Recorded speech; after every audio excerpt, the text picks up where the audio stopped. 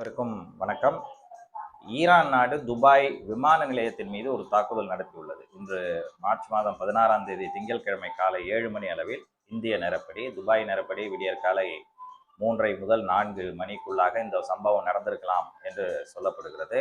3 ட்ரோன்களை AV Iran Dubai விமான நிலையத்தை தாக்க முயற்சித்ததில் 2 ட்ரோன்களை வழிமறித்து துபாய் பாதுகாப்பு துறையினர் தடுத்து நிறுத்தியுள்ளனர். ஒரு ட்ரோன் விமான நிலைய எண்ணெய் விநியோக பிரிவில் இருக்கிற ஒரு மிகப்பெரிய ஆயில் டேங்க் மீது விழுந்திருக்கிறது.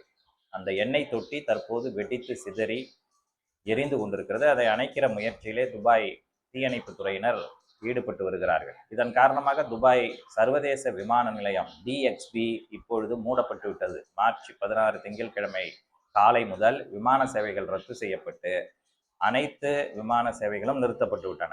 சென்னையிலிருந்து இன்று காலை புறப்பட்ட துபாய் விமானம் வானில் பறந்து கொண்டிருந்த போது துபாயில் இந்த தாக்குதல் சம்பவம் நடைபெற்றதை தொடர்ந்து அந்த விமானம் திரும்ப பெறப்பட்டிருக்கிறது.